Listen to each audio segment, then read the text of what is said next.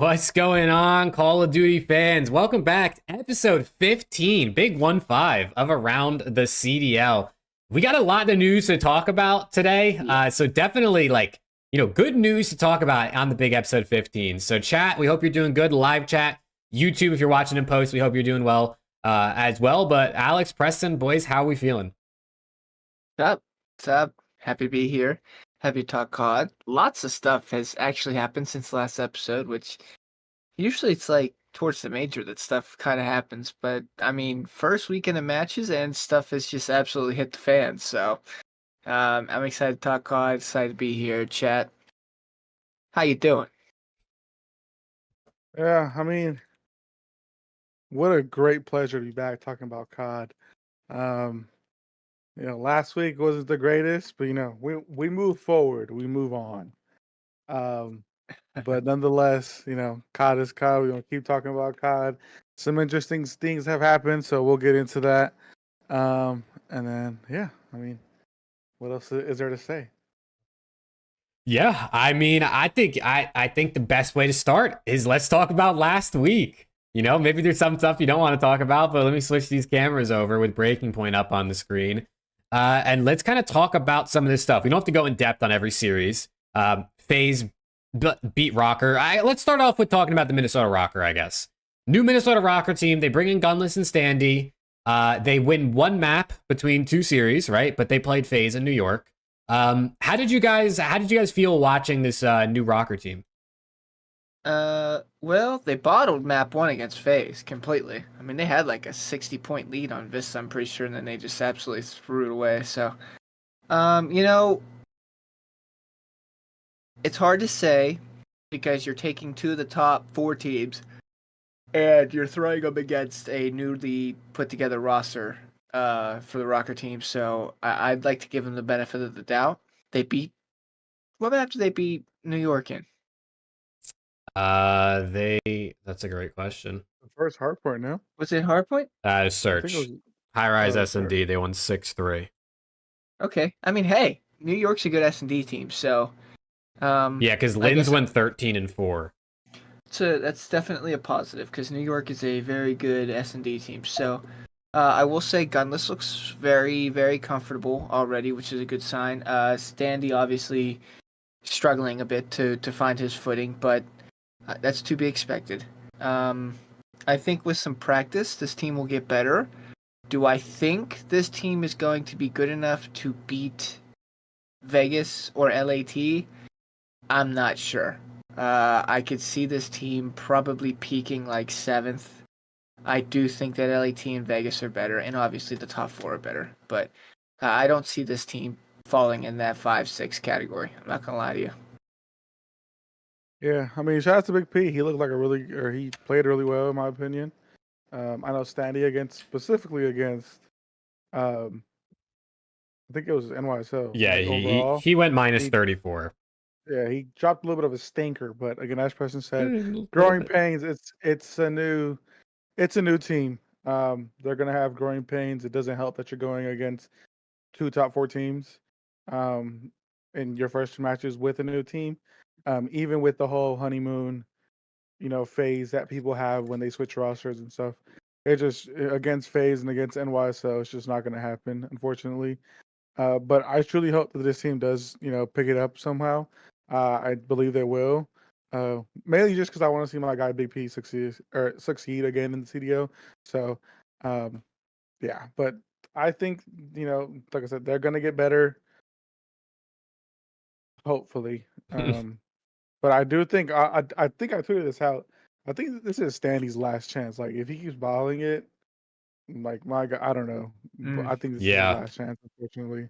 I mean, if he gets dropped the 3rd time, especially if it's like another out of game thing, 3 strikes you're out. When it's especially like this, like if it's like inconsistency in play, it's like maybe people keep giving him a chance because like his peaks or his floor is probably better than some other players. But if it's out of game stuff, which I mean, we haven't seen anything about that obviously for ROKKR yet. So, but the ROKKR team looks solid. Like we said, they play 2 top 4 teams, which is tough. Their schedule doesn't get a whole lot easier. They play Boston and LAG. this coming week, or no, this week they play Boston, then they play LAG and Thieves next weekend, and then Toronto and Ravens. So like their last 3 matches are definitely teams that are higher than them on the rankings, right? Thieves, Ultra, and Ravens. So it's good. It's a good test for this new team as a new roster in the league. So I'm definitely interested to see how they continue to do. But yeah, I thought Gunless looked good. I definitely thought he looked that good. realistically could be 3 wins, to be honest. Because LAG struggles online, Boston looks absolutely atrocious, and Carolina also struggles online. They've been like land reapers, so it wouldn't surprise me if Minnesota comes out here with 3 wins. Yeah, we will see. Next up, I mean, we could talk about Miami Heretics Boston Breach series. Obviously, both of these teams made roster changes coming into this match. Boston making the 2-man change, Miami making the 1-man change. And Miami got it done in game 5. Looking at the scoreboard, I mean, Real plus 19 on the series, most damage on his team. Beans actually almost had 20,000 damage on Boston. Snoopy went plus 14. Overall, I mean, it was a pretty solid battle between these two teams. It's not the most thrilling series, I guess, to watch, but you know, Boston bottled it. I think at the end of the day is kind of all there is to say. This should have been a 3-0. Yeah, It 100% should have been a 3-0. Boston sucks at S. They might be the worst S&D team. They were up what 5-2, right? 5-2. Yeah, it was 5-2. Something like that. Yeah. Okay. And then they absolutely slammed in the control. It should have been a comfortable 3-0 for Boston, and they somehow let the map 2 slip away. They lost the game 4, and then they lost the game 5. Like, it's just an unacceptable loss, and I know it's a new team, but so is that Miami team. So it's an unacceptable loss. That should have been a win, and I hope for their sake it's not one of those new team momentum killers right off the bat, that they just come in and lose a series like that, and it just kills all their team chem right off the bat. Because they need all the help they can get, man. Last in the standings, you need to win. All these winnable series need to be wins from this point on. You only have X amount of series left. So you've got to win the unwinnable, or the wins that should be winnable. And that was one that they should have won. Yeah, I mean, that, like I said, they suck at S&D. And they even sucked when Slasher was on the team as well. So I know that was one of the main reasons. I think I picked them to go out top 12 at their own major strictly because of their S&D, and clearly their S&D woes are still haunting them till this day. So I don't know what they have to do to get that up, but it is not looking pretty. I'll give them some slack. It's a new team. Hopefully they get better, but they look like the worst S&D team. Their respawns looked very good. I mean, Beans was frying, Snoopy was frying. I'll give that to them. You know, some things came out. I think Snoopy tweeted like playing ranked with Doug to try and learn the spawns. Yeah. And rotations. So that was funny, but I mean, I'll give it to him. He fired. He had the most kills in the lobby. Not the highest damage, but still, you know, the most kills, 101. So shout out to him. But this Boston team, like I said, I'll give them some slack. Hopefully, it's just because they're a new team, but like I said, their respawns looked really good. They just need to work on the S&D. I'm still not giving Miami my Vamos though. Not quite yet. Yeah, I mean, at the end of the day, this is the first match for both of these new teams. So like, you know, overreacting is fun, obviously, but I'm not going to look too hard into it. I mean, you definitely want to see Pentagram do a bit better. Obviously, minus 11. It's not the end of the world as an SMG player, but only 14,000 damage compared to his teammates having 15, 17, and nearly 20 is definitely, you know, maybe he's not getting in the mix as much as he should be. And then honestly, on the Miami side, the fact that they won this is a miracle. Vickle and Metals both put up 0.7s or 0.7s in that range.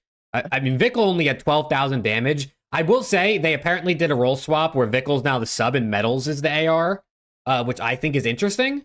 Neither of them were clearly comfortable on the role, so hopefully they figure that out. But I mean, considering Vickle put up a 0.46 in map 1, a 0.43 in map 2, a 0.75 in map 3, and they still ended up winning the series. I mean, he turned up in map 4 and 5 to be fair, but you know, they played a struggling Boston team, so they also have things they need to work on. But Both of these teams are down there for sure. They're both teams in the league. I will say, shout out to Riel. I mean, my guy came in. He didn't. I don't know if you would. I mean, he won breaking points MVP of the match, which shout out to Breaking for bringing a lot more interaction to the website for fans. But he won. You know, he had a 1.2 HPKD, 2.1 SNDKD. What he had like a overall like a 1.25, so the highest KD in the lobby. So shout out to him. I mean, I think Zen and Scum said it best. If Carolina would have figured out his visa, him and Gwen would have been discussing. Because he's playing absolutely unreal right now.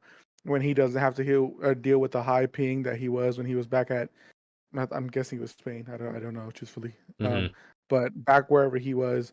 So I think him and Gwen would have been a nasty sub duo. So shout out to him for coming in, showing the league that he deserves a spot, and he's here to stay on that Miami team. Yeah, and as a good segue, speaking of Carolina, obviously I'm sure they would love to have that Gwyn Real duo, but TJ Halley is also cooking despite them losing to Seattle Surge. But I mean, a plus 18, 1.23, the guy was definitely cooking. But somehow, some way, even despite the red carpet for the Seattle Surge, they found a way to get this done with their new roster, or one person change, 0-4 in for Arcides. I don't know if you guys watched this series or fully watched this series, because this one was a snooze fest, at least on paper. But what did you guys think of the series, and specifically of 0-4's debut? He played solid. He didn't wow me, but he played solid, and first of all, his S&D impressed me. To come into a team that's kind of been, now granted, Seattle's been pretty solid at S&D all year, so obviously their structure over there in S&D is pretty solid. But to come into a team that's broken like that and play some pretty good S&D is impressive to me, nonetheless. He had an absolute stinker in the control, but it's okay. We'll let him slide. They actually so close. So matching soon as it was close to a 4-23. But the thing that I am taking the most away from this series is Carolina's S&D is abysmal. Carolina's S&D is absolutely abysmal. It is absolutely terrible. And it sucks because there's no free agent on the market right now that's really good at slang and really good at S&D that could really benefit if they picked him up and replaced one of their players with him. That would yeah. If only there was somebody available. Maybe right someone now. who won a world championship. Someone that won. Wait. Someone in this call. Wait, is someone in this? Wait, did he play this year already? I think he did. So he's got experience on the game too. I'm pretty sure he was the best player, and I think they just played his.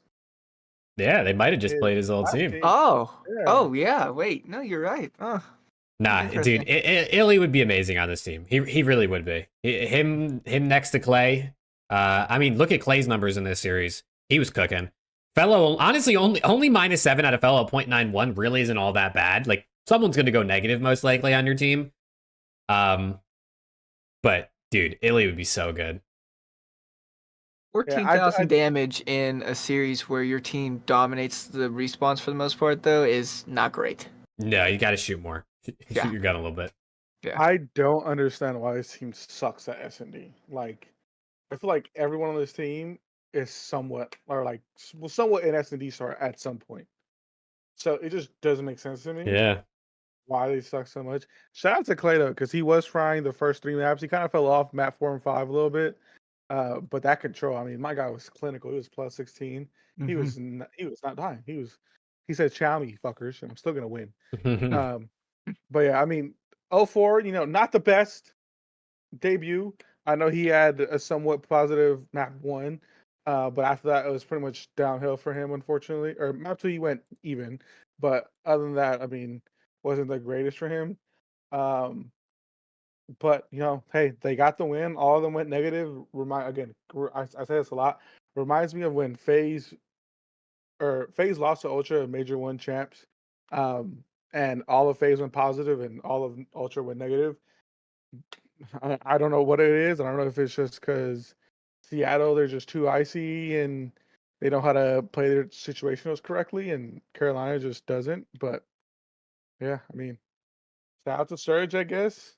I personally didn't have them winning. I don't think many people have Don't them think many winning. did. But I mean, they did it and they got through it. I don't think they'll win another window, unfortunately. If Carolina wants to make champs, but not only make champs, but actually consider themselves a contending team in any sort of way, they have to fix their S&D. It's that simple. You're not going to be able to do anything with the S&D that they're playing now. Now, granted, they play better in S&D on land, but you're only on land for 1 weekend or 4 weekends of the year, and 2 of them are already done. Mhm. So you got to figure it out. You got to fix your S&D. It's as simple as that. Yeah, both of these teams have a lot to work on. We can say that much. We can say that much for sure. And then continuing along, LA Thieves, Las Vegas Legion, obviously the best series of the weekend. I was having a conniption watching this series. I went from the highest of highs to the lowest of lows in literally 20 minutes. But, you know, the boys got it done. Nero nearly single-handedly 1v4 reverse swept us. But shout out to him. I mean, I love Nero as a player. I think he's incredible. I've talked highly of him since he came into the league. I mean, plus 20 on us, 18,500 damage. But on the flip side, and I guess we could talk about it now, Purj, minus 20, 13,000 damage. Put that bum out of the league. Wait, he is already. He's out. Peace. Yeah, so Purj officially out. I mean, I had the tweet up here for them signing Asim to the team officially.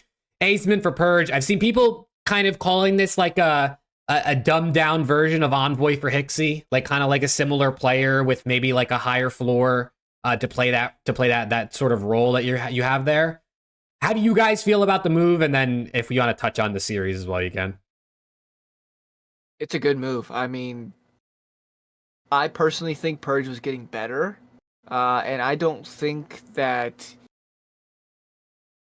To me, it's just almost like Asim was kind of a no-brainer pickup. I don't necessarily think he was playing bad enough that he deserved to be fully dropped.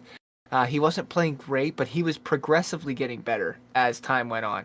It felt like he was getting more comfortable and kind of filling his role. But the Asim pickup's a no-brainer. I mean, he actually almost just makes perfect sense on that team. Geo's a Slayer, attaches a Slayer, and Nero is so fast-paced that if he's on, all you need is a sub that's going to do what you need to do, and that's exactly what he's doing. He's going to do. And honestly, if he's on a sub on like these shorter maps, he'll probably keep right up with Nero in terms of pace. So it was a no-brainer decision, in my opinion. As far as the series goes, first map, I was clipping for Breaking Point. I clipped Kremp's streak, hit the Burj Khalifa, and next thing you know, the map was over. So, that was fun. That was the greatest map of my life. 6-star, by the way, plays elite. At least in Hardpoint, I haven't seen enough S&D, but at least Hardpoint. Both maps, in my opinion, are elite. Oh, Vista for a viewing experience is unbelievable. It's unbelievable. But it was a good series. Both teams can take away some good and some bad from this series. LAT kind of let us slip away from them a little bit towards the end, but I mean, if you're Vegas, the fact that you battled back in that series and made it as close as you did with Purj having 13,000 in a 5-game series, you're feeling probably good, because I don't think Asim's going to have 13,000 damage in a 5-map series. So, yeah, honestly, great pickup for them. They needed something, honestly, because if they want to make champs, I don't think Purj was going to cut it for them.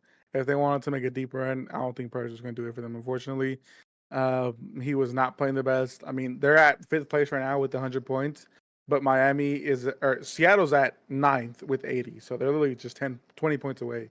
So things can change really quickly, and I think they needed a change for Purj, who's been underwhelming for a while now, unfortunately. I know people say he was getting better, but still going. What did he? I don't even remember what he went. He went. Who said he was getting better? I said it to you, bro. But yeah, so I just think if they truly want to make some type of deep run, either at Major 3, Major 4, champs, whatever it is, they need someone else who's going to play even the slightest bit better than Purj, unfortunately. And I think Asim is that perfect player for them. He played really well on land for Boston. online he was okay. So I think with the players that he has around him, I think it'll be great. Great situation for him. Great situation for Vegas to be able to pick him up. But yeah, that game, I mean, whew, Jake, it got rocky real quick, brother. You don't have to It tell got me. rocky real quick, brother. I mean, that Vista was like 247, 250. I said, Mm-hmm. "Oh, I know Jake is clinching Dude, right I now." tweeted out He is clinched. like a clip, brother. They tweaked so hard at the end of that Vista. I was losing my mind. Dude, So that when Crip was talking shit at the first map, I was like, "This Oh, better not come back and bite him." it almost Boy, did. he got close. He got close, They but almost did. hey, they ended up clutching up. That's Thieves' second time, I believe, beating Vegas online. So Mm-hmm.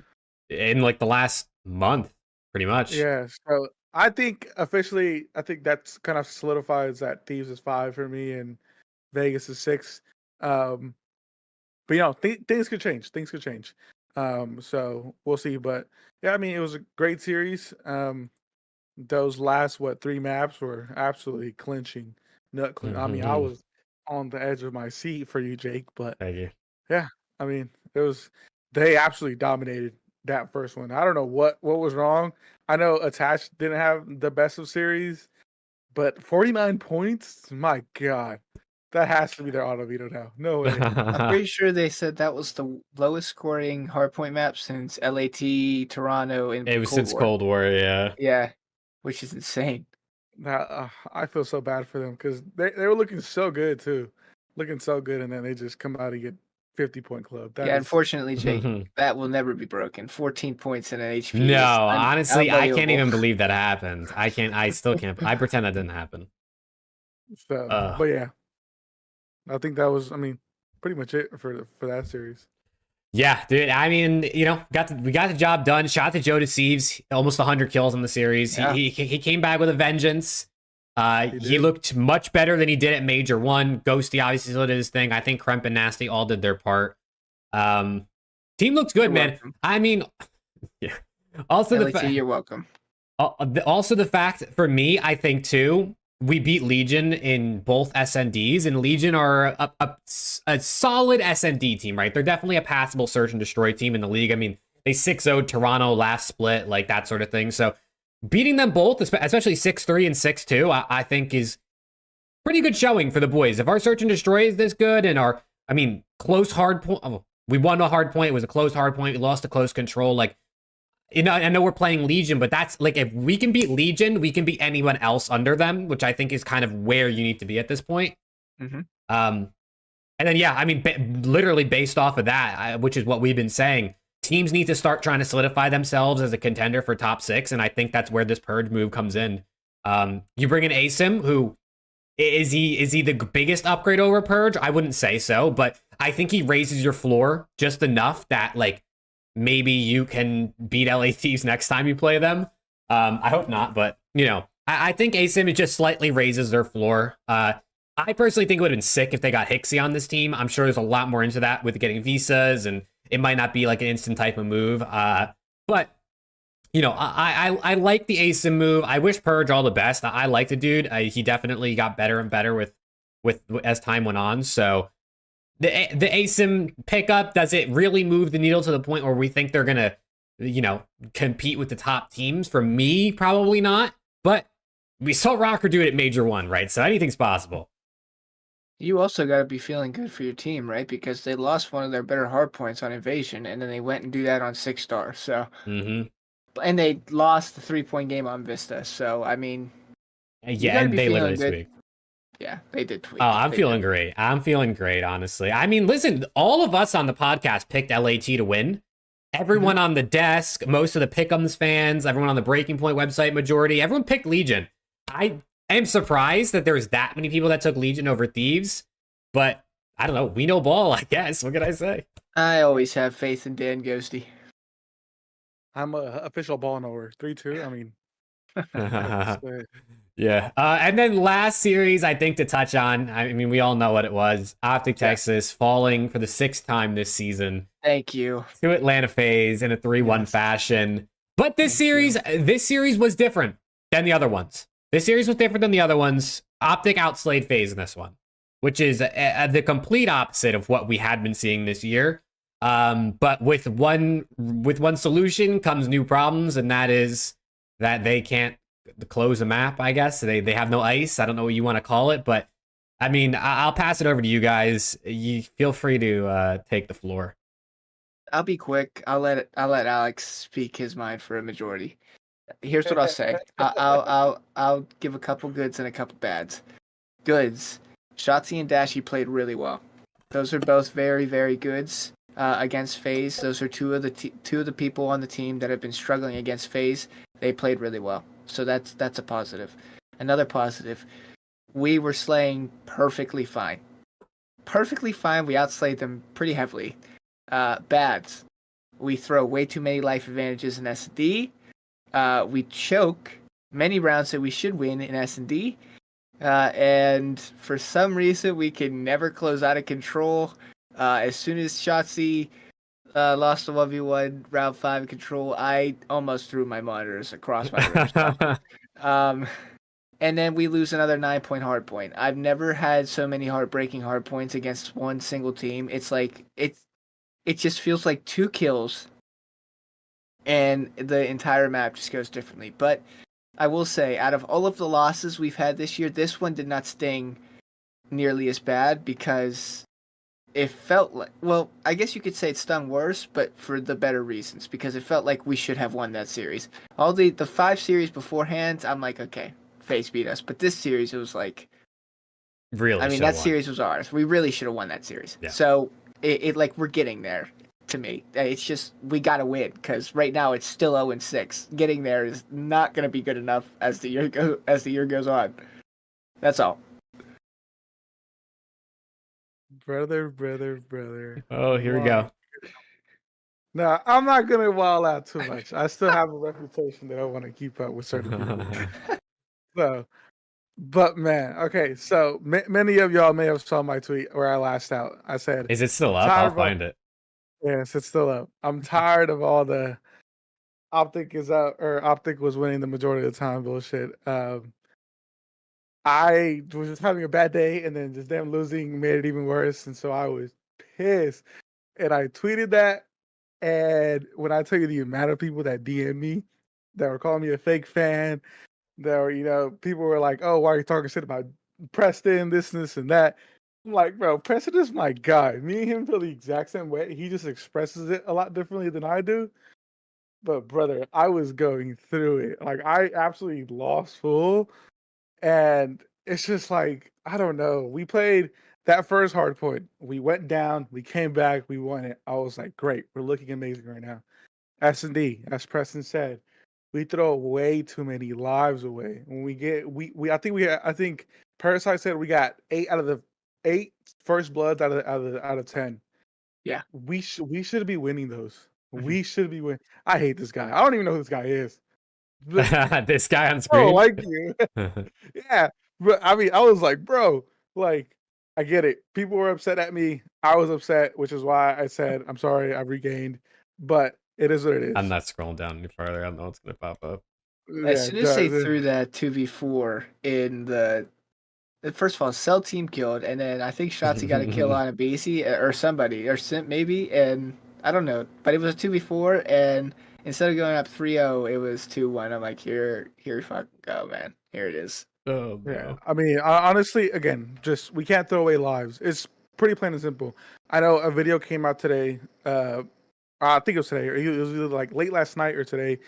Damien basically saying that we're playing like pussies. Pretty much comes down to it. I don't understand. I'm pretty sure it's what TACTICALRAB talks about in his video right now. That we play really good in scrims. Again, scrims don't really mean anything. I don't look into scrims as much or a lot into. I don't look into scrims as much as some people do. Because scrims are scrims. It's just practice for you to get better, know what you fucked up on, know what you're doing good. But it's just like, why are we playing like pussies against FaZe? If your own coach is saying that, it's saying something like, we need to grow a pair, run at these tiny fuckers. What are they gonna do? What are they gonna do? They're tiny. You did just call them tiny fuckers, dude. That's crazy. No, but sorry. Shout out to Simp and Abe. They're but like we also can't let Abe have a flu game against us. Like Abe and Draws who are the people that we need to suck for us to win. Because we already know Simp and Cell are going to put up their numbers. That's without a doubt. If Abe and Draza are going negative, we need to win. There's no ifs, ands, or buts. It just, just phases situationals when it gets to crunch time are pretty much plain and simple better than optics. We can't make mistakes against them. When they do make mistakes, they adjust really quickly. When we try to adjust, we don't adjust quickly enough to how they're adjusting, and it just turns into a shit show, and we don't end up winning. That's literally what happened in the control, and that's literally what happened in the hard point. I feel like all the hard points that we lose, which I think we're like 1-7 against FaZe, or like 1-8 or something like that. In the 3-8. 3-8. There we go. So our hard points, for some reason, are dog shit against them. But as Preston said, we're not losing by a lot. I think we like combined total, we lost by like 100 and something points. I think that's what you tweeted, Preston. Yeah. But it's like we shouldn't be losing these hard points when it literally comes down to a few kills. I don't know why we just let these people like. It always comes down to the like some hill where we don't get set up and FaZe gets set up and we can't break it. That's literally how we've lost all of our hard points. And it's because they get set up like that because they kill us from the previous hard point and we still try to hit ult. It just doesn't make any sense. We need to start. I don't know what it is, but I know Damon even today was like, he subtly kind of called out AG, but he basically said AG sometimes just doesn't fucking move. That laying down shit, that's a problem. Dude, I love Karma. So I mean, that's also why I love Karma and why I'm pretty sure I think the boys have also said that he's just brutally honest. Like we're fucking up. Like we need to do better. And I just really hope that this is, again, we're 0-6 against these guys. I just want to win one against them. I don't care where it is. Shit, make it be at Chavs, brother. We just need to win. Like, again, we were testing maps. High Rise, S&D, and High Rise Control probably our two worst maps. We suck at those maps for some reason. But we played really well on High Rise Search, like basically the whole time. Again, we're just not capitalizing on our life advantages. The control, we choked it away. We should have won that probably like 3-1. And this really should have been a 3-0, honestly. In all honesty. And I know Shotzi was saying he went live after and he was like, the reason why we decided to test maps was because, truthfully, against anyone that's out of the top 4, we're slamming them on these maps. Mm-hmm. Totally fair. I get it. We need to win these maps because most likely if we go to champs, and we get to Sunday or any Sunday, we're going to be playing some type of high rise, some type of map that we're not comfortable on. Might as well do it against the top 4 team that, can give us good reps. I understand that. But, yeah, it is what it is. We looked good. Again, this is probably the most confident I've felt against FaZe in a long time. And it just didn't go our way, even without slaying them. At this point, it's just like, I just hope we can figure something out and we can beat them at some point. So I'm going to say, sorry I lost full to everyone that was talking shit to me. I love you all. I love OpTic. Go OpTic. Dude, I was losing full, and I'm not even an OpTic fan watching this. It's like, for one, Kenny has to figure out his search and destroy. I don't know what's going on with Ken this year. Search and destroy is just really not up to standard. He went 3-8 in that map too. Imagine he goes 5-8, 6-8. They probably win that map. Look at that, though. He's got 2k damage. If I got 3 kills at 2k damage, he's doing what he can. He's got 3 first bloods as well. All 3 of his kills were first bloods. So I'm throwing up 3 kills. He's doing what he can. From the spectator POV, it kind of, I think, came down to Pred. I just feel like he made a bunch of plays that just didn't work, or mistakes, or there was one play which I'll bring up. I think it was him and Simp in a 1v1 in the search. I don't know. It was like later on. And he just didn't fucking move. Mm-hmm. And I was like, brother. He stayed in those windows for a while. I was literally losing my mind staring at the screen or at my phone because I was driving back home. I was like, what are you doing? And I'm pretty sure that's what Karma is insinuating, is that he just doesn't move sometimes. Like, chow the fucker. You have a rival. He has MCW. Chow him. And Simp had the plant. And he planted on the bomb site facing where Pred was. Pred just never looked out the window. So I was, it is what it is. Nonetheless, we move on to go out. I love you. We can move on. They're making strides, but there's also still plenty of work that needs to be done. seem to figure out the slaying thing this time around. So I guess if you want to take out a bonus from it, that's the bonus. But yeah, let's move into our pickems. Let's move into our pickems for this week. We got a full slate of matches, man. We got 3 matches per day. What else could you ask for, man? Like more matches per day, maybe? That would be cool. But yeah, let's kick it right off with Friday. We got New York versus Carolina as our first match of the weekend. Dude, looking at these fan predictions always gets me. 5% of people voting for the Ravens. I mean, I'm going to go 3-0. I'm going to go 3-0 New York. Ravens could probably steal a map, but I'm going to give New York the sweep.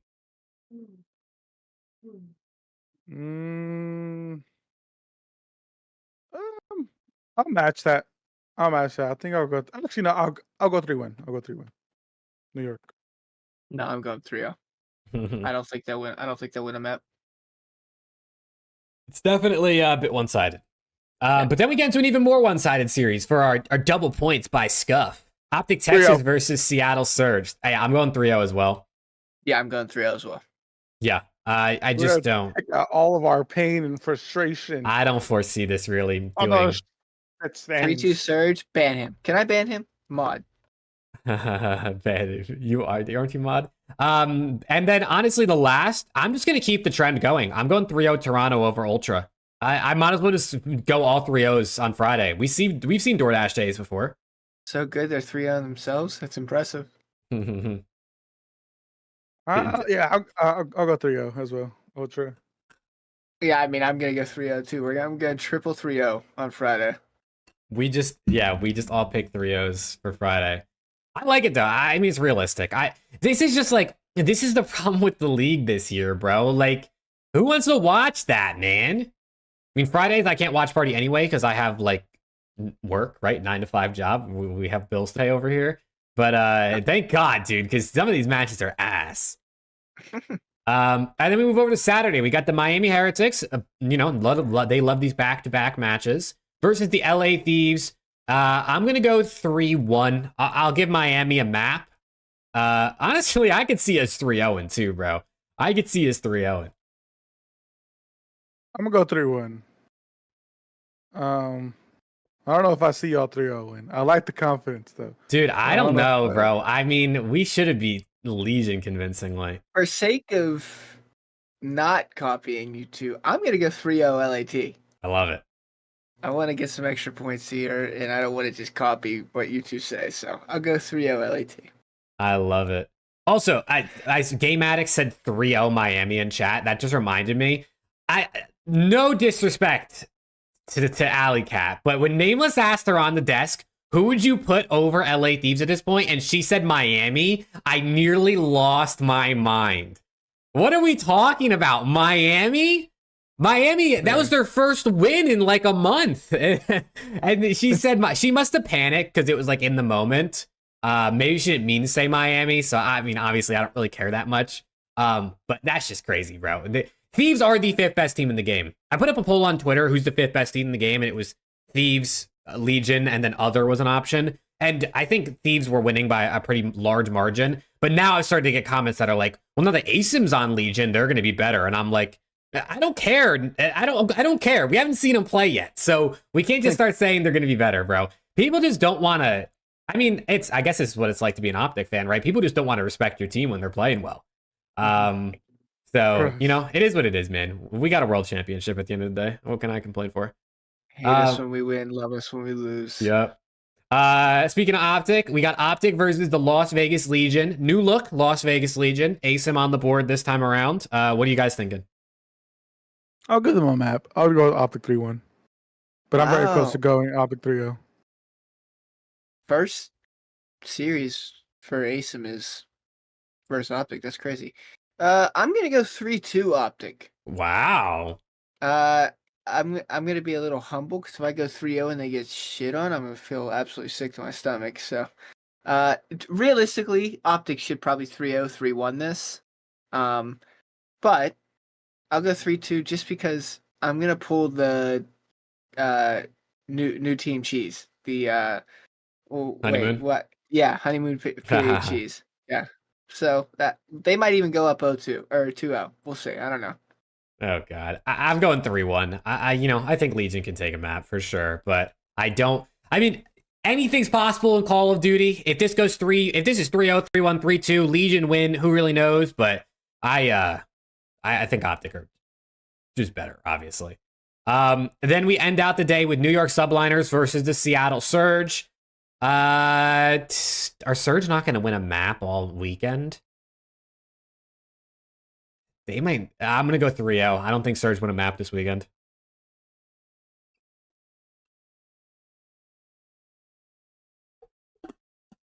What do you guys think? Alex is thinking. I'll go 3-1 New York. I'll give Seattle a map. No, fuck Seattle. I'm going 3-0.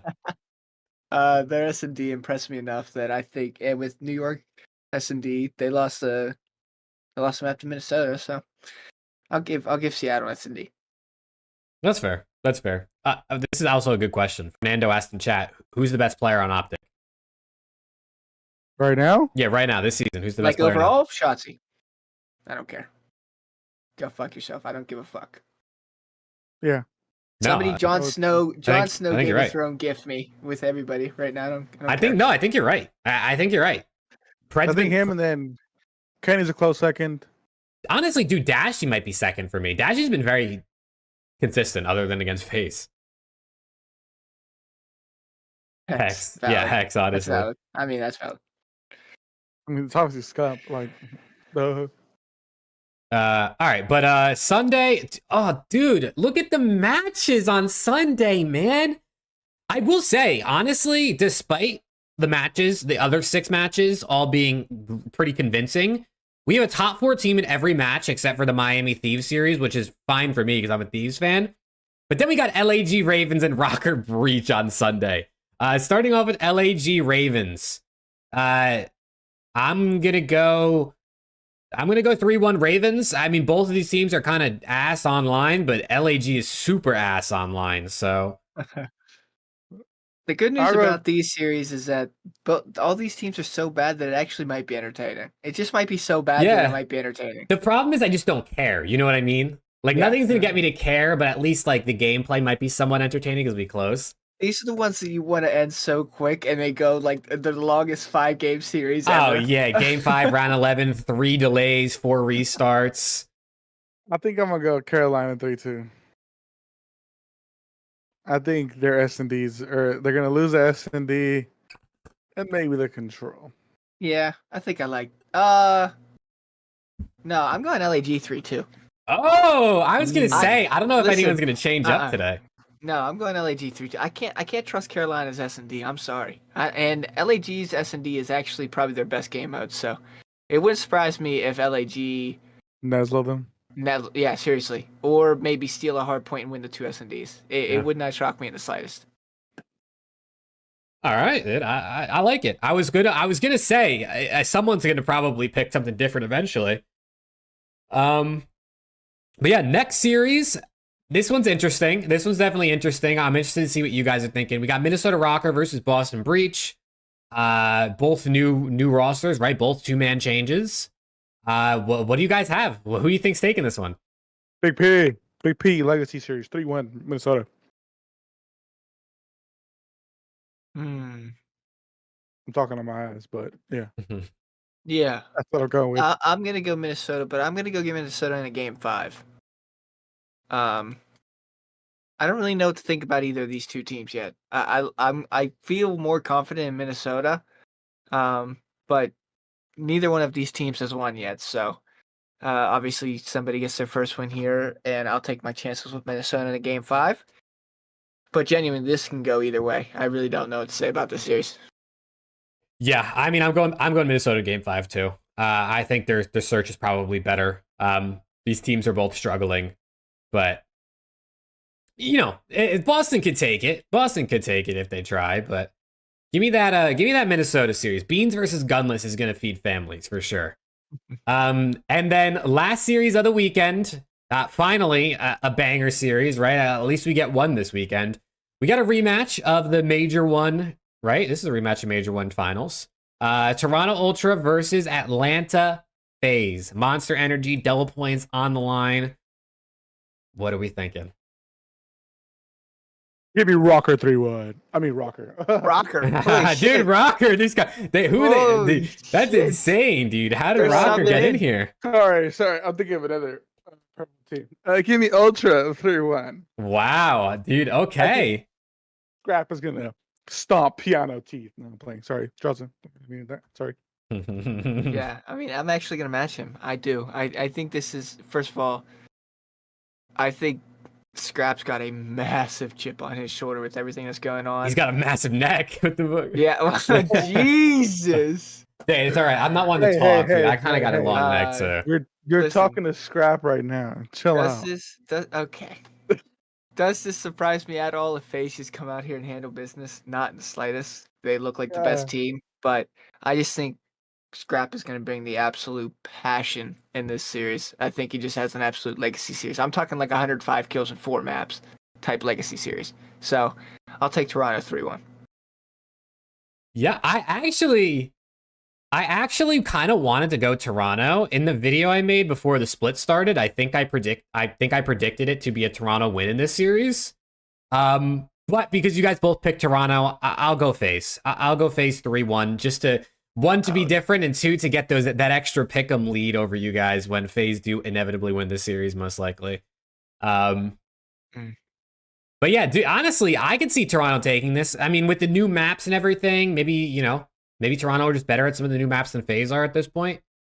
But I'm going to save my predictions. Also, I mean, it could be worth noting, some of these series could be low-key good to use that little double points flame thing on.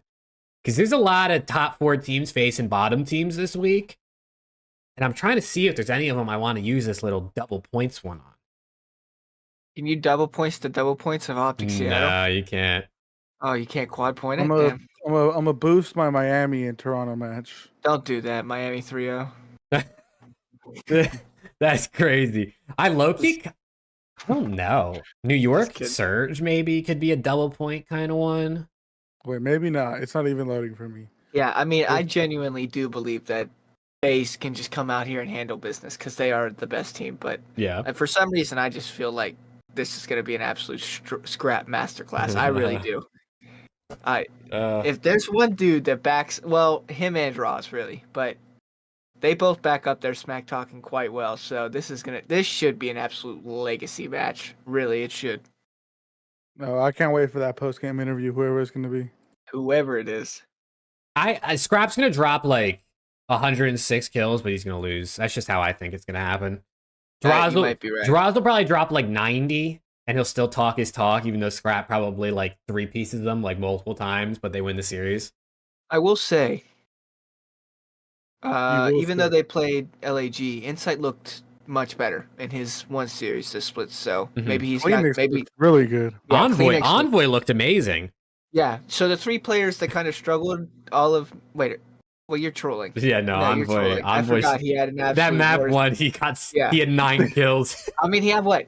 Did he have more kills in the map? He had 11 in map 2, I think. Yeah. He had more kills in map 2 than he did map 1. Nah, I love Dill. But Insight and Kleenex looked. I mean, they played LAG, but I mean, they looked like maybe they're finding some footing again, which is good for Toronto. All right, let's I think it's time to talk about the news. Yeah. It's time to talk about the news. Chat, I'm sure you all know what we're talking about, but as you can see on screen, we had a big team agreement update. The CDL and the teams came to some massive agreement to basically, as you can see on screen, entry fees are now eliminated and teams are being refunded what they paid for entry fees. Teams are going to get increased revenue from their team bundles, the microtransactions in game. They're going to receive more from the league to run events. So whether this be money or resources or employees, I guess we don't really know exactly what that is. And then they also receive a 2-year minimum guarantee of revenue.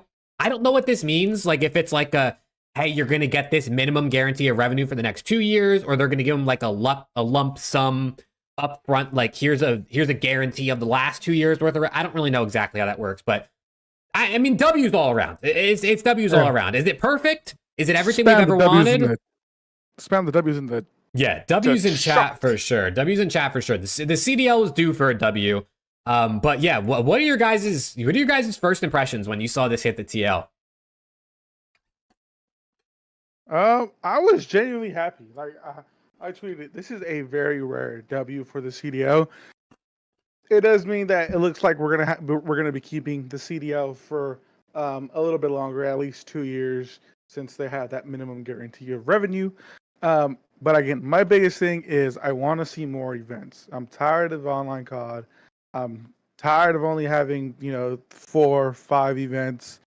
Like we need more. So hopefully this is a step in the right direction. Hopefully with all the money that the orgs are getting back, they can put that into funding, whether that's challengers to create or to level up that scene, to create more events, to even create more like homestyle LAN events like how ROKKR have done in the past, where they like have the players play from like, or even LA Thieves, who like they bring fans to the facility and have the players play in front of them. I know ROKKR, Ultra, and Thieves have done that. So just something to get the scene more out there. Overall, it's a W. Means it does mean we are keeping the CDL. So um, some people may look at that as an L, but I think just overall it's a W. Again, however, we should not get complacent.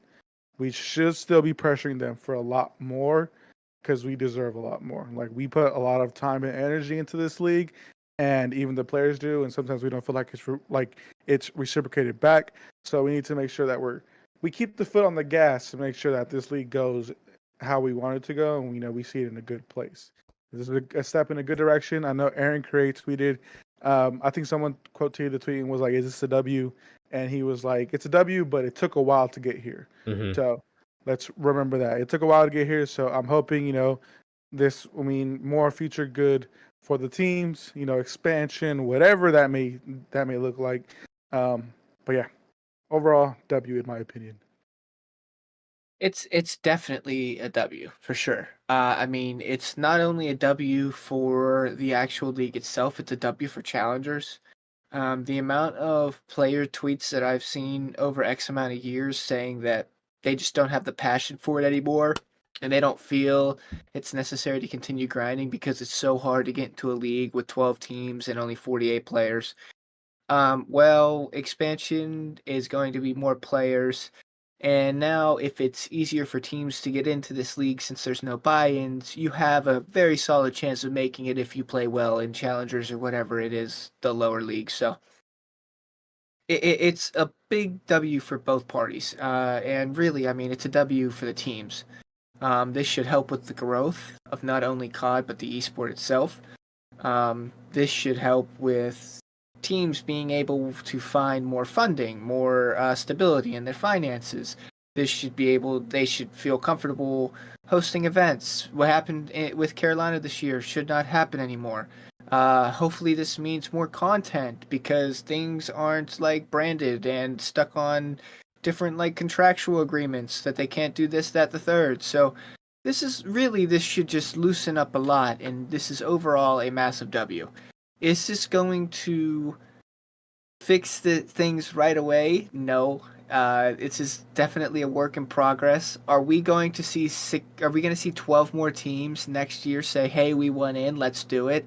Probably not. It's gonna be a work in progress, but it's a very good work in progress, and it's a very massive step in the right direction. There's a lot of work left to do, but this is the step that was needed to be taken, and it has been taken. So it's a W. It's definitely a W. I don't know why it took them 5 years to get here, but as the old adage goes, it's better late than never. So here we are. Yeah, I will say someone said online COD is free though. LAN costs money. They're not going to do more events. I call cap on that because there's a specific reason why they put that. They're going to increase the existing event subsidy amounts for teams organizing live in-person events, which means they know that people want more online events. Yeah. And I have a very good feeling that there will be more LAN events. We still may have online COD just because how it is nowadays, but I strongly feel that we will get more events. If it's not this year, if it's not next year, they will come soon, most definitely. Because there's a specific reason why they specifically mentioned that to catch our attention. Yeah, I would love to see like the financials and the money behind the league into like why they decided to do this, right? Like they wouldn't do this if they didn't think they couldn't make more money from the league, right? Than what they're going to have to shell out back to these teams and also for subsidizing events and all that sorts of stuff. So I would love to know what they think they're gonna be earning from this. I mean, if you look in this article that they posted on the website, it says while Call of Duty League's popularity continues to grow, evident by the past season where we saw the highest viewership in history and record-breaking attendance at our in-person events, they're redoubling efforts on the business side to ensure success and longevity of competitive Call of Duty. So obviously, I mean, Scump retiring is probably great for the viewership of the league, because now he has the watch party and stuff like that. And then everything Zuma and those guys are doing, OCTANE also retiring, doing watch parties. All that stuff is great. For me, at this point, I don't see why expansion is not something that should happen next season. Are we gonna, like Preston said, have 12 more teams join the league? Definitely not. But there's no reason we shouldn't have 2 to 4 teams added, I think, this offseason. Of course, there's still going to be parameters. There's still going to be like a certain thing you have to be to qualify to join the league, which I think is needed, right? Teams are going to have a certain level of financial stability because they're going to need to be able to host events. They need to be able to pay contracts. Teams are probably going to have some level of notoriety or brand in esports already. I doubt they're just going to let some 2,000 follower org join the league. You know what I mean? Like we might see TSM, we might see Cloud9, the Complexity, like some orgs that we've already seen actually come in, which I think is really cool. We saw Space Station CEO tweeted out that he'd be interested. So I don't see why not. I don't see why not. Sorry, go ahead. No, you go. I was gonna say, hopefully, just real quick, hopefully, we see E United come back just to give a little stint in the COD League, because that org went under, I think, like last year, unfortunately. But hopefully we get to see some of the OG, EG, E United, Complexity, all those OG, shit, Denial. Maybe Jake's AI was true. You never know. He might have been cooking. Dude, might have been. I personally think that they should take the Halo route, the HCS route, where instead of franchising and all of this and whatnot, they just have partnered teams, and then each event, or however they want to do it, whoever just makes it out as like an AM team or has like the highest pro points, or however they do it point wise, those are the teams that compete in the league with the professional teams. They make it into the bracket play. They play against the partner teams. So it's not like it's technically expanding, but in a way it is, because you get more orgs involved. They don't have to pay an entry fee. They're competing at the pro level, and they're earning their spot. They're not just walking in because they're a well-known name brand. Who's to say that Omit makes a nice team next year, and just because Cloud9 is Cloud9, they get in, or just because TSM is TSM, they get in. I think that's the way to do it. I think that would be not only super entertaining for fans, but it would also give orgs an incentive to invest into Call of Duty again. If you field a good roster that is good enough to compete at the level of the 12 pro teams currently, you deserve to have your spot.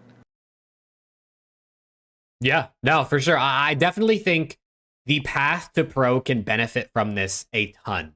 I mean, Scump said it best on his stream. There was clips about it, so I'm sure a lot of people probably saw it. But he basically said if the Challengers players can't play the pros, how are they ever going to prove themselves? And he's 100% right. Like, we have to. There genuinely is no reason that every event can't be pro-am going forwards from next year on at this point, because the big issue was the league. These teams are paying $27.5 million to be in the league. So why should amateur teams that are paying $0 be allowed to play on the same stage against these pros at the events? That's why, if we were lucky, we got one pro-am. But now that it's essentially free for these, or free, no buy-in to be in the league, right? You still got to pay contracts and all that stuff. Now that there's no buy-in, there is no reason we can't have an open bracket where 4 teams from Challengers end up getting to every single event, or whatever the case may be, right? There's a lot of different formats, honestly. Does it have to be the CWL? Does it have to be HCS? Does it have to be anything we've seen in the past? It doesn't have to be, but we need to continue to take steps for that path to pro and just doing better things. I think, like, I mean, what Flashy just said in chat, and Hitch had a whole thing about this. I think relegation would be sick in COD. There's a reason that soccer, football is one of the biggest sports in the world, too. Not only just because it's a great sport, but, like, the relegation system is super entertaining.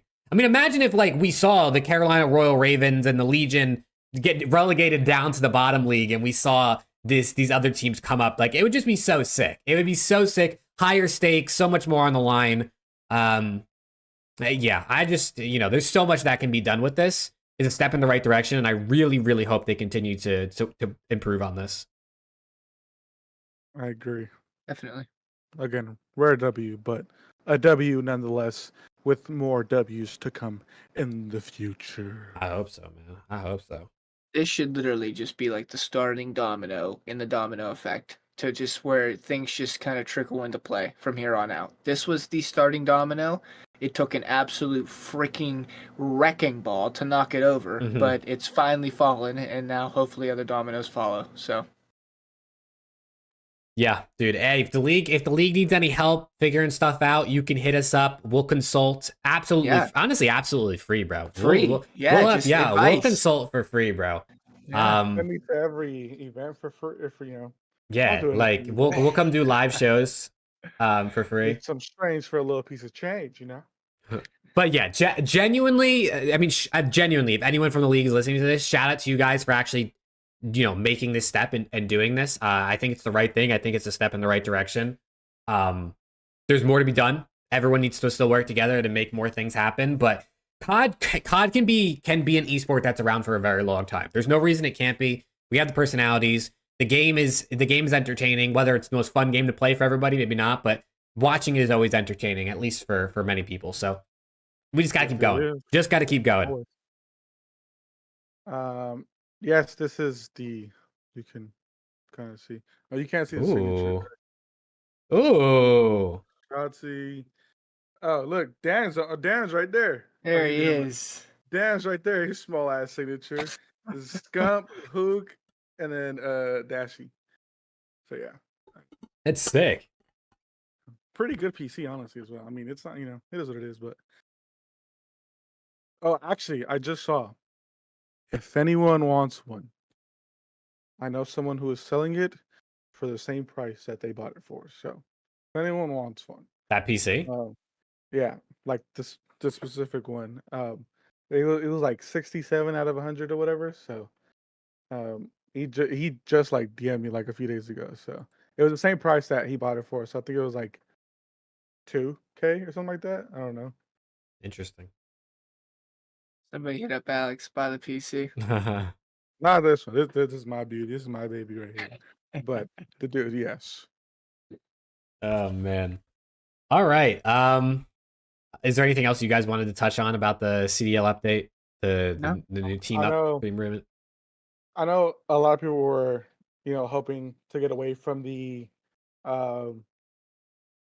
City base? the city name. Yeah, city base. I kind of like it. It kind of gives it more of a feel like OG sports type feel of this is, I was born here, so I'm gonna root for these teams. So I kind of like it. Good 40 frames. I actually get like 200 plus on COD. So it's not that bad. It has a 3070 in it. That's all I know. Or no, 3090. That's all I know. How does this affect prize picks? If anything, it gives us more teams to bet on, hopefully. And more players. I mean, bro, someone in the watch party said, I'm sick that Awakening and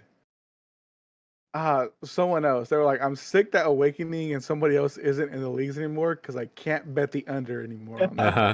I saw a tweet today that was like, I was like, thankful for all the Purj unders we had or something like that. And I was like, oh my God. Honestly, I didn't even think about that. Like, I could have been making bank off that. Yeah, bro, you could have paid for the whole PC. You could have bought you got a whole nother one. Yeah, no, I actually agree with you with the city-based thing. I think the city-based thing actually is good. Teams should be allowed to, like, how OpTic work their name in or FaZe work their name in. Like, I think that makes sense.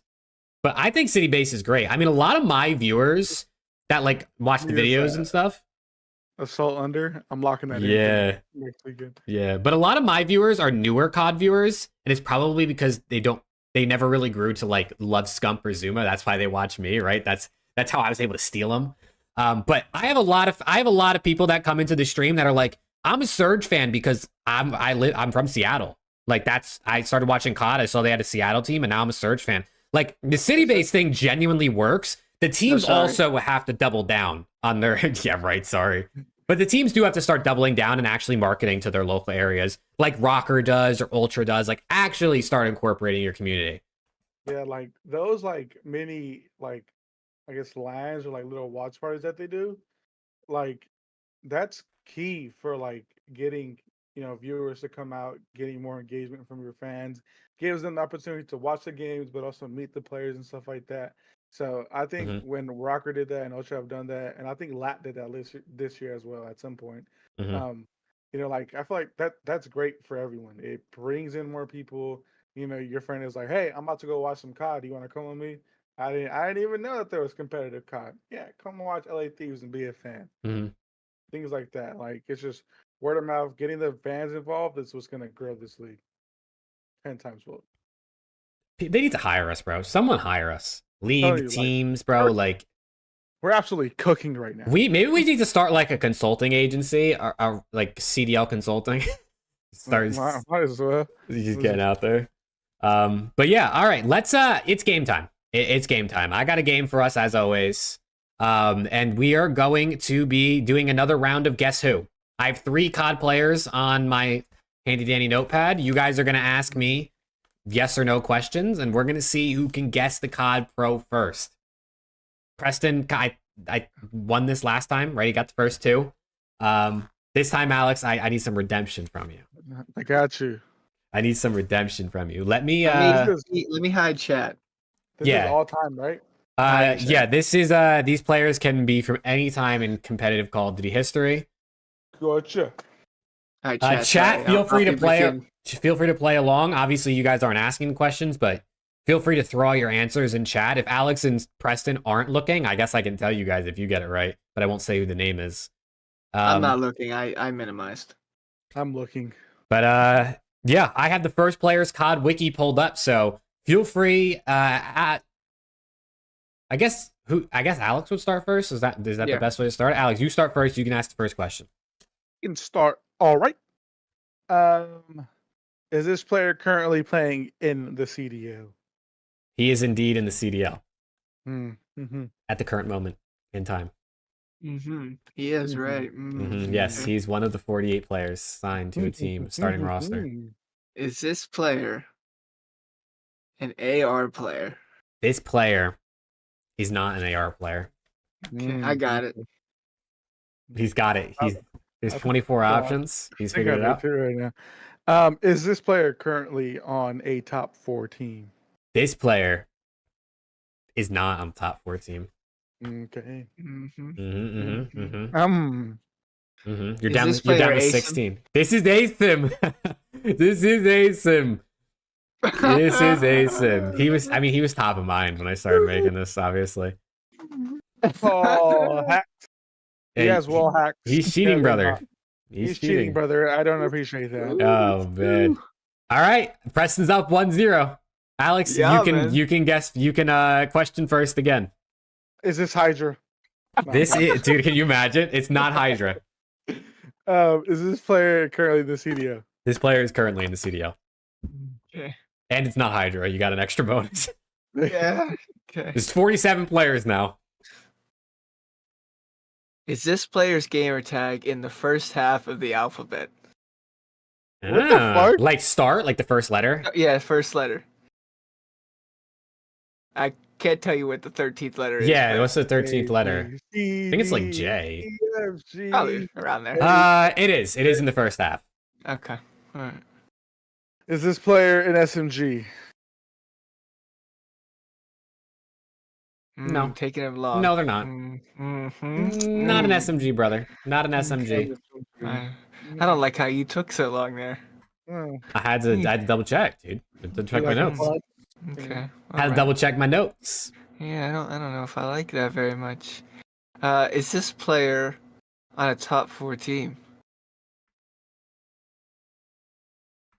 They are they're on they're on a team that I would not consider in the top 4. Okay. That you wouldn't consider in the top Mhm. 4. They're not top 4 in the standings. Okay. Okay. Mm-hmm. Is this player hmm, is this player on a team that is in the bottom 4 of the standing? Of the standings?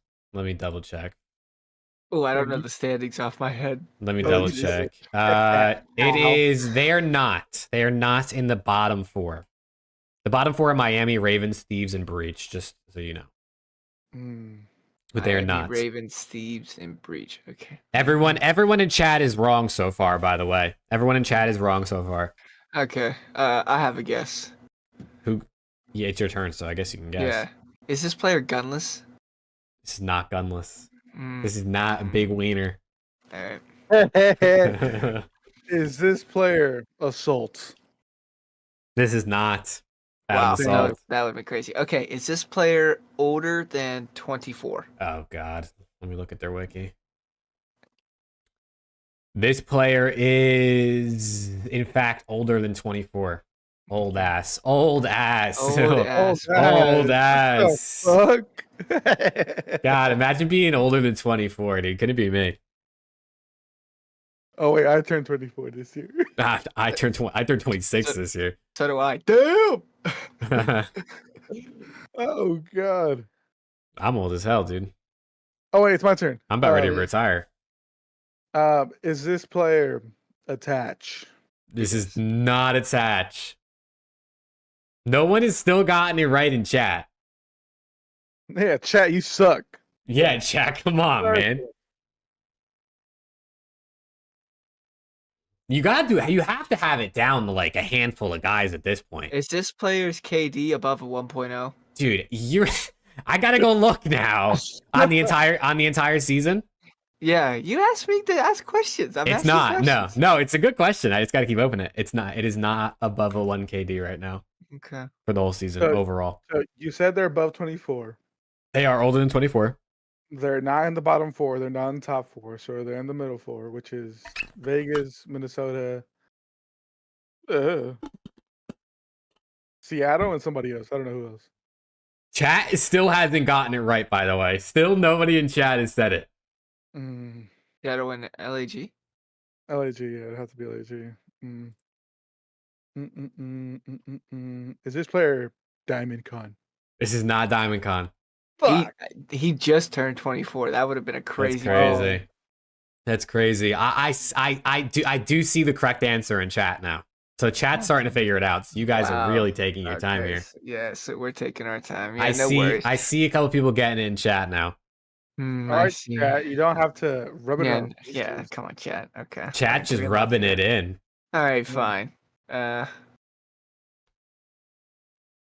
Chat's being. Well, you've narrowed it down to 4 teams. I forget the 4 teams already. I'm not gonna lie to you. I'll read them to you. I'll read them to you. Minnesota, Vegas, Gorillas, and Surge. You know it's nobody on Gorillas because you said both their ARs. Yeah, but okay. How old is Brezzy or some shit? I don't know how old Brezzy is. I can tell you. You want me to look it up for you? You want me to look it up? Brezzy's 24. No way, I just said that. I'm gonna guess, just because if it is, I don't want to be a cocksucker. I'm gonna say, is it accuracy? It is Lamar. It is Lamar, dude. Come on. What took you guys so long? You forget Lamar existed? That's how I was gonna go next. I think what threw me off is because when I said, is his name in the first half of the alphabet, you're like, it's A. Yeah, because I wasn't trying to give it away too fast. I have to pretend like I'm thinking. It made me tweak. Dude, I have to pretend like I'm if I would have just said yes immediately, you would have knew it was like A, B, C. I had to do it. Think about it too much. Well, Preston wins this round once again, but we can do the third one. No, I call that first one. That was hacks. Yeah, Yeah, let's wait for this one. You might as well just rip names off top. First one to get it wins. There's only a couple hundred options, so like just couple start ripping. hundred, brother. Is this player in the CDL currently? They are in the CDL currently. All present players today. Unfortunately, I already know the answer, so it doesn't matter. What? Is it Tyler Fellow? It's not. Oh. It's not. That would be crazy. That would be crazy. That would be nuts. Is this Dude, player... Goggles got 20/20 vision. No shot. Oh my god. That's crazy. That's crazy. Is this player He's Dan got Ghosty? Google Glass. What? Is this player Dan Ghosty? No. Better than Dan Ghosty, actually. He's better. Oh no, Dan Ghosty's better than them. Oh, okay. Oh, Sorry. I switched them. I was too busy thinking about DanGhosty. Yeah. That long neck. Is this player a boozer? This is not a boozer. You guys actually gonna just start guessing names? I have nothing to lose. I'm 2-0. Is this player Beans? No, not Beans. Okay, I'll ask a question. Is this player's first letter of his name in the second half of the alphabet? Well, dude, I need to know where the alphabet. Just mark it a J, even if it's wrong. Let's look it up. Halfway. It's in the first half. The halfway is M and N. M and N. That's multiple letters. Is it like in between? M would be 13 and N would be 14, which is technically half. Whatever. All right, it's in the first half. Okay. Okay.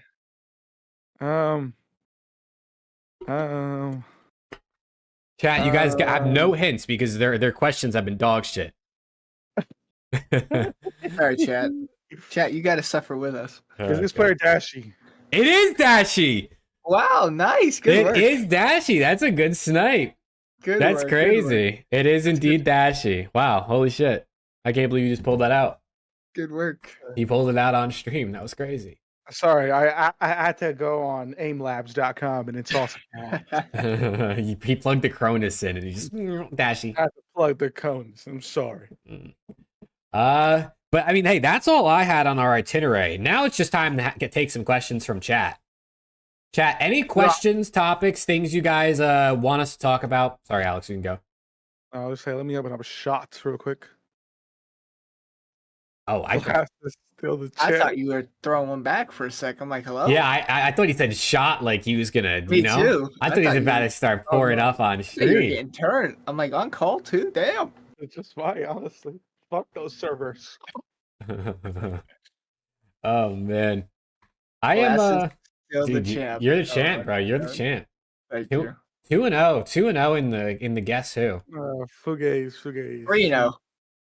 Remember me calling? You're just a goat. Yeah, man. Alex can't hang. No, I cannot. I feel like OpTic versus FaZe right now.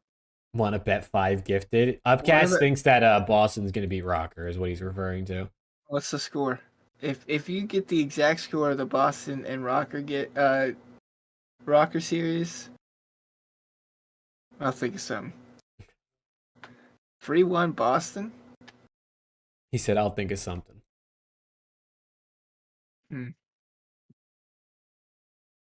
What's your Twitter?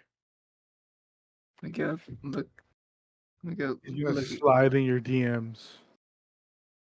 Hell yeah, slide in the DMs. Let me actually pull something up real quick. Let me actually pull something up real quick.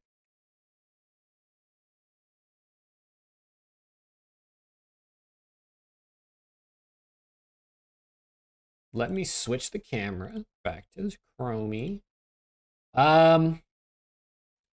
Let's look at this. So if you don't already know, I put out a poll or something on well, actually, what did Mike just say? Did the lawsuit start these changes in the CDL? I don't know if there's any confirmation the SCUMP and Hex and OpTic lawsuit has anything to do with what changed. People have speculated, but people have been giving them shout outs. But is it the catalyst for it? I guess we don't really know. Start Definitely not. This is you can't make a decision like this without have talking. Yeah, They've been been talking about this for a about it while. for a long time. This is a major decision that has taken probably months and months of thoughts. So start, definitely not. Did they see that lawsuit and was like, shit, maybe we should get our asses in gear? And it might be like a little bit of a catalyst. You're kind of like, it's kind of hard to say no just because the timing is so ironic. But really, none of us really know. I mean, all we know is the lawsuit went to arbitration, and then a month later, and this happened. That's literally all we know. So it's all speculation. Whatever you want to believe is what you want to believe. But you're looking at it from an outsider's perspective. It sure looks like the CDL's okay. These guys are coming after us. So let's do the right thing. For sure. Jose asked, even if New York win an event this year, do you think they stick together or would be considered a failure since last year they got 3 chips and champs and still made a change? Win an event this year, they stick together. For me, it depends. It depends what New York win. I mean, if they win champs, they might stick together. If they like win next, let's say Major 3, and then like kind of nothing really happens, I think by the end of the year, unless you've won like 2 majors, if you're not coming in like top 2 at champs, you're probably making a change either way. So I would foresee probably everybody but the team that wins champs is going to make a change probably going into next season.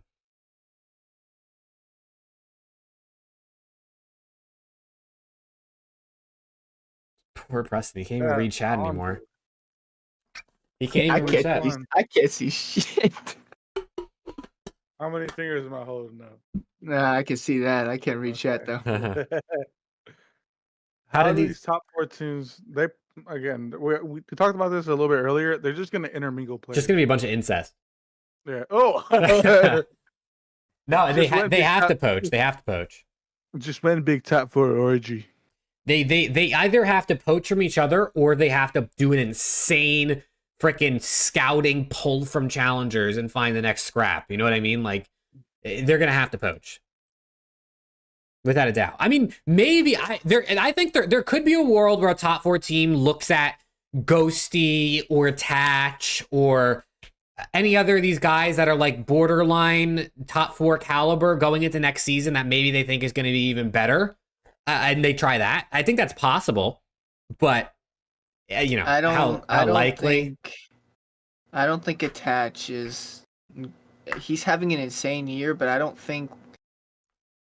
With how old he's obviously not old, but how old he is in terms. He's like how old he is in terms of COD. Yeah. You know what I'm saying. No top 4 team is going to take.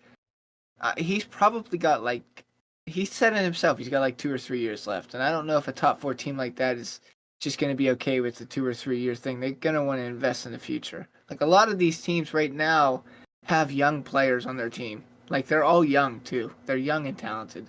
So, I mean, Attach has been absolutely frying, and that's nothing to knock the way that he's been playing. He's been unbelievable. I just don't see a top 4 team. He's just too old. I get it. Yeah, I mean, old truthfully. Ghosty, I could see. He's young. He's super young. I could see he's young, talented, that he could become the face of a team. I could see that. That's valid. I just don't see... I don't see that for Attach. Be the same thing with Clay. It'd be like a top 4 team throwing Clay. It's just I don't think it's happening, and they're not at this point in their career. Yeah, no, I mean that makes sense. Who's the oldest player in the top 4? That's actually a good question. The oldest player in the top 4 is probably Kenny, maybe. Would it be is Dashy? Is Dashy older than Kenny? Probably Ken or Dash. I don't even know. Let's see. And they're like maybe like Insight, 20. Kleenex. Kenny, they're like 24 or 25, which is not old. Kenny's 24. Kleenex is 23. Dashy is also 24. Dashy's actually older than Kenny. Okay. Who else? So who else could be old? Oh, How old is Skies? Insight is 24. Skies is also 24. So 24 is like the oldest. 24-ish is the oldest, I think. Yeah. How old's Attach? 27, 28? Kismet is also 24. Attach is 42. No. Like, yeah, 325. I don't think he's that old. No, Attach 27. is 27. 27. He just turned 27 in January. Like that's a big 3 year difference. Yeah, no, you know, there's a world where the top 4 teams don't just poach from each other, but it's that the most likely world is that they just kind of trade amongst themselves. Yeah. Which is crazy that's where we're at right now in Call of Duty. It is all Octane's fault. Like he was the one guy that made it so there had to be a 15. You know what I mean? But no, not anymore. Now we have Dan Ghosty, who is going to make LA Thieves that top 5 team. You know what I mean? Oh my goddamn. Hot take: NYSL get better with Ghosty for Sib. Dude, I Ghosty for Sib could be a realistic move we see in this offseason. I would hate that. I'd absolutely hate that. You don't want to see Ghosty win? No, I don't want to see Ghosty on New York. No thanks. Oh, that's what's happening. So Hitch is doing around the bar with Tyreek Hill. So he's at the OpTic office. Oh, that's sick.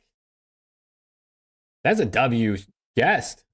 How about you come on around the CDL? Yeah, around the bar. We're like around the CDL. What are we doing here? Come on. Just as good. Come on, man.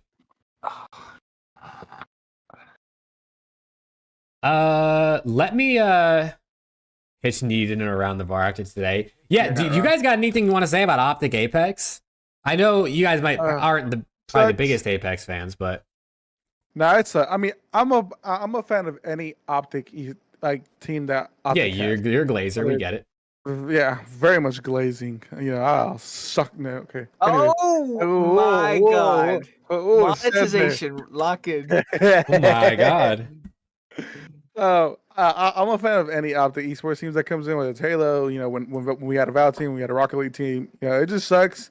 It's just, I wish we could go back to where we were at with, you know, OpTic being damn near every esports, CS, Gears, Halo, you know, just everything that there was. But unfortunately, you know, with just the way things are in esports right now, it's hard to have multiple teams in multiple esports. I know OpTic wants to do it, but it's also how much resources can they actually put to the team until it gets to a point where they're just doing the team a disadvantage. And it'd be better for them just to let them go and, you know, pull out the esports because they're not providing the players what other teams could provide for them.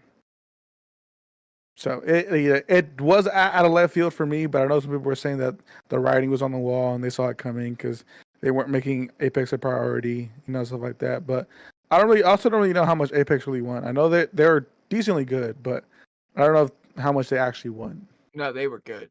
Yeah, didn't they come second at Worlds? They were good. I mean, they missed this LAN, and they've had their struggles in the past, but they were good. They were pretty solid. I mean, they're probably like top 10 NA pretty comfortably, I'd say. So, it sucks. I really liked it. It's the reason that it's the reason I got into Apex is because OpTic got a team. So, it sucks. I never liked that. It's the same reason I got into Valve because OpTic had a team. It's typically the reason I get into esports is because OpTic has a team. Same with Rocket. If OpTic has a team in an esport, I'm watching. It's just how it is. And it sucks. And best of luck to those guys. They're all gross. They are all gross. People thought the Skittles was hacking. That's how good he is. I mean, so shout out to those guys. And I hope they land on their feet. They're gonna land on their feet because they're nasty. I hope they stick together because they make a great trio. So I hope they stick together and a team picks them up, and they do well because they deserve to succeed. What happened with OpTic Valve wasn't necessarily OpTic's fault. They went into They just didn't get accepted. Yeah, they just didn't get accepted, which honestly didn't really make any sense. They came second at Champs and they had a lot more support, or a lot of support. So I don't really see why they didn't get accepted. It was that was freaking crazy. That was mutiny. They broke up a 5-man roster that was unbelievable too. Heck said they botched the application. In what way? I mean, that's the only thing they could have done. You know what I mean? You're one of the most popular orgs in NA. You have one of the best teams. Like, the only way you don't get accepted is, like, I feel like if you mess up your application in some form.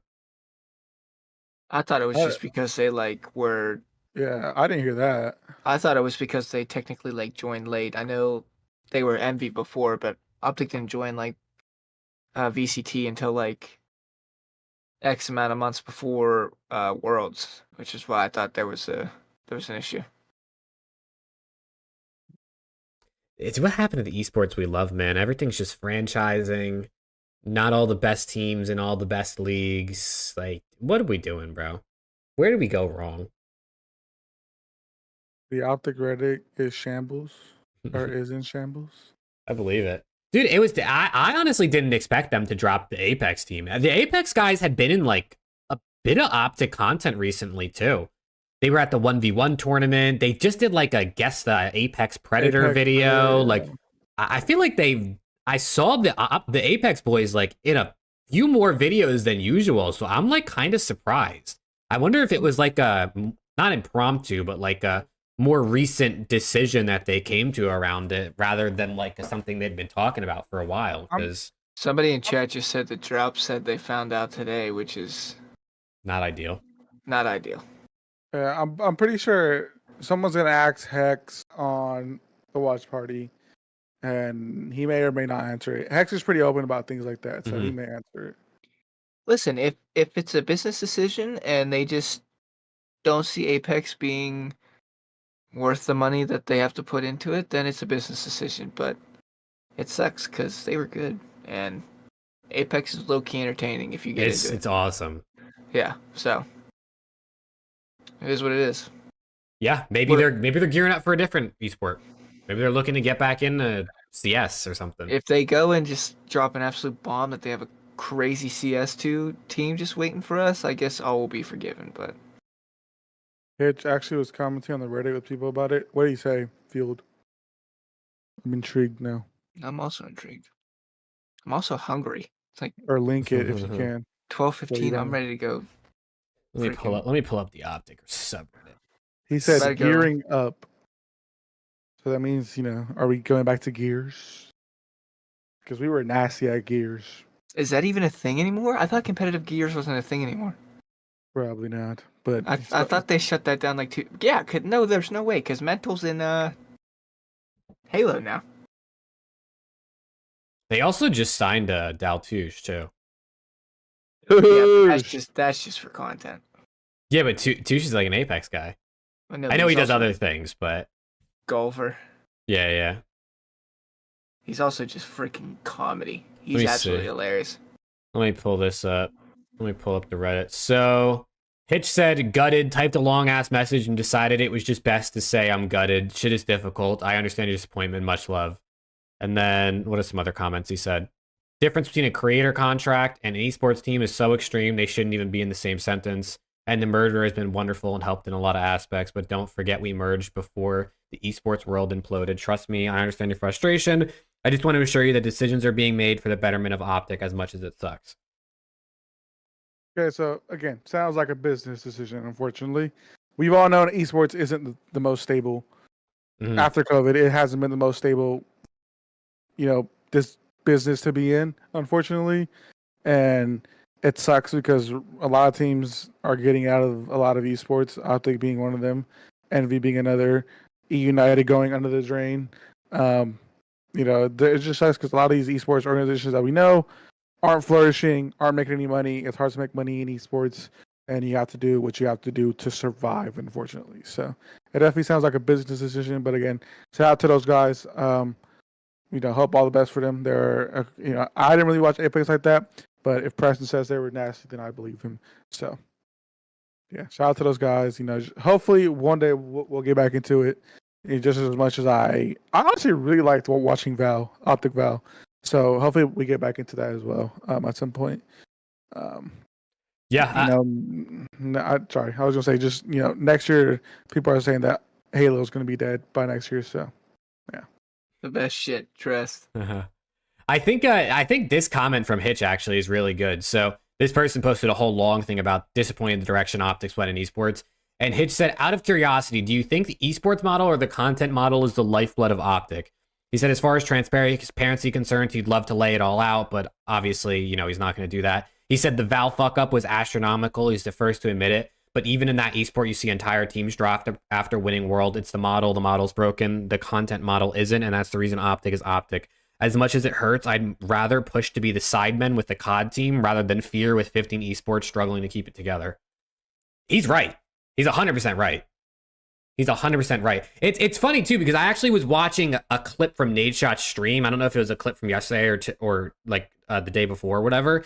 But he went on like this whole 30-minute thing. I was only like halfway through the video. I was watching it before this, where he was essentially talking about the 100 Thieves YouTube channel and kind of how it's like people say it's dying and how they're not really getting views and the content isn't that good. And he was kind of talking about like their thoughts on how they want to revive it and all that stuff.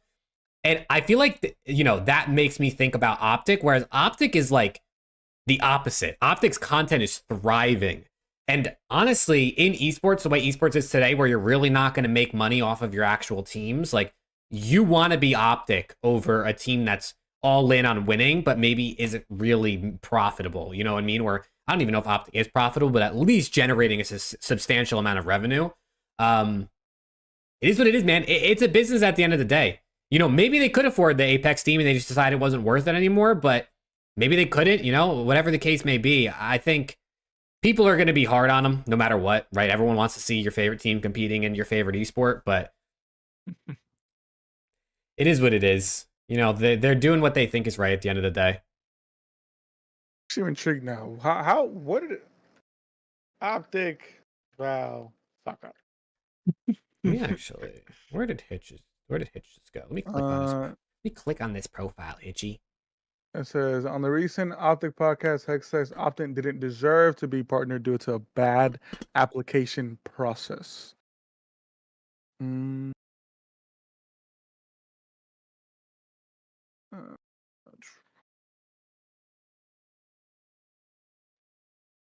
Yeah, no, Hitch actually has a lot of good comments in here. It's kind of cool to see him going out there and kind of like being a face in front of the crowds and trying to address it up front. And I mean, anybody who follows OpTic knows Hitch was an OpTic fan before he even joined OpTic. Like this guy lives and breathes and loves OpTic with everything he has. So you know he's being genuine when he says like, listen, this sucks ass. Like I want teams too, but we're doing what we think is right. So, you know, you just got to trust. You got to trust the process, man. If you're truly a fan, you're gonna ride with them and you're gonna support with them no matter what. You're not just gonna give up on them because they don't have an Apex team anymore.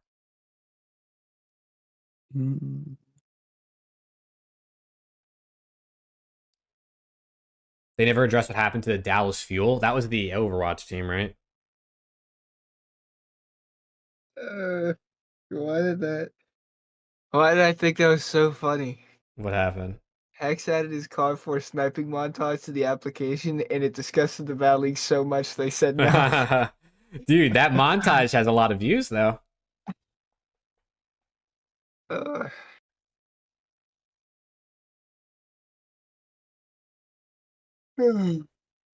Watch this back real quick. Yeah, it's an interesting, you know, it's a weird spot esports is in. It's very different than than anything we've ever seen. There's no model that they can kind of refer back to, because it's like you have multiple teams under one umbrella, where it's like that shit gets expensive. Hey, WL, thanks for hanging out, man. Have a good rest of your night. Gotta trust the process even if we don't get one. Oh my god. Yeah, esports is the bubble bursted. It is coming back down to reality, you know, and this is what it's going to be. Hex didn't say what he said, but there was fuck ups on the first two steps of the application process on OpTic side. So. It happens, man. It happens, you know. It is what it is. We move on. Fucking Weeball. Dang, what could have been? Who do you think OpTic would pick up if that did happen in for who? If they don't win champs? OpTic don't win champs, who do they pick up? I mean, they get scrap if he's off contract with Ultra. Bring that boy Scrappy over here. I mean, I guess it's the thing with predicting roster changes is you don't know who's going to be playing good or bad by the end of the season. You know what I mean? Like by the end of the, like right now we can look at a team and be like, I don't know who OpTic drops, but 3 months from now, we could be like, holy shit, Pred is the worst player on this team for sure. You know what I mean? Like, you can't really predict. And then based on who gets dropped, would obviously predict, it would pick who gets picked up.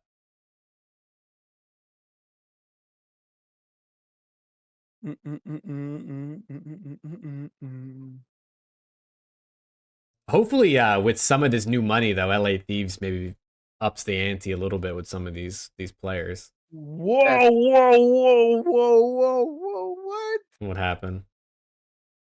The rotation just tweeted. Oh god, here we go. Jimbo has registered for this weekend's Challenger Cup alongside 3 other players. What? Jimbo alongside 8 Prospect, Archives, and Tay BTC. The goat is back. Cannot believe I'm writing this. Cannot believe I'm writing this, but Jimbo is returning for this weekend's Challenge Cup. Apparently, Archives was doing all the talking for him in the scrim chat, and they refused to have him speak in a voice channel. Dude, what? This guy Jimbo needs to just give it up, dude. They're telling Tay it's their last ride or whatever, so he's gonna be hacks enabled for sure. He doesn't want to play with me for some reason. He think he's way over me or something. He's with okay. So I guess he is playing. That's crazy. Dude, he's just got to give it up, bro. He's just got to give it up. What's the point? If you really loved competing this much, you wouldn't have cheated in the first place. So, like, I just chalk it up, brother. Just chalk it up. Go play some pubs. Go hack on there. Team named The Exiled. The Exiled. Oh my god. Yeah, I'll hope someone whoops his ass at LAN. I hope Doug does. I hope Doug just pulls up no sleeves. You took money from me. Starts doing pull-ups on him, right in front of him. He picks him up, puts him on a wall, and starts doing pull-ups. Shout out Doug, man. No Doug, no dub. Oh man, but boys, anything else you guys want to touch on before we wrap up? That's it for me, really, man. Yeah. Just looking for some good COD matches as usual for this weekend. Hopefully OpTic gets on the board twice, preferably. That's it though. Appreciate you guys hanging out in chat as usual. You guys are the goats. And yeah. As always, go OpTic. Yeah, I mean, appreciate everyone for supporting. I mean, even if you don't support, even if you hate our guts, you hate me because I'm an OpTic fan. You hate Preston because he's an OpTic fan, and you're not optimistic OpTic fan. You know, even if you hate us, thank you. You hate Jake because he's Jake. Because he's a Knicks fan or something. Same. I don't know. Nah, dude, Knicks to the Eastern Conference Finals. Yeah, we appreciate everyone. You know, any love or any what's the saying? I don't even know what the saying is. Any publicity is good publicity. Yeah. I don't know. Something like that. But yeah, we appreciate everyone. Wait, bro is a Knicks fan in Texas? Yeah, I'm from New Jersey. I've only been in Texas for 2 years. They're calling you a delusional Knicks I'm not fan. switching up. Although my name is, I do go by Jake Maverick, and the Mavericks are in Dallas. So maybe I should be a Mavericks fan, but hell no. Hell no. Give me the Knicks all day, every day, baby. We got. I mean, listen, the Mavericks had Luka and Brunson, and we ended up getting the better one. Nah, I'm joking. I'm joking. Obviously, obviously, Luka's better. I don't know basketball terms. A Heretics fan? I ain't a Heretics fan. What the hell? Are you a closet Heretics fan? Dude, vamos! Oh, and 12 on land, buddy. Lock it in. Yeah, there's a reason why him and Vico always DM each other. Always. But yeah, chat. That Jake Maverick guy always just talking for his podcast. Oh my god, you're gonna get us canceled. You're gonna get us canceled. No, he's not. I'm Mexican. I give him permission. But chat, yeah, thank you guys so much for being here. If you're here live or if you're listening in post, we appreciate you guys all the same. Live shows are fun. If you're not here in the live show, definitely make sure you're here next time. Follow us around the CDL, and our Twitters will be in the description of the YouTube video. And the around the CDL account is in the description of the stream as well. But yeah, we appreciate you guys being here. I hope you all have a good rest of your night, good rest of the week, good matches this weekend. And we'll see you next week with another show. Thank you guys for hanging out. Peace. Peace.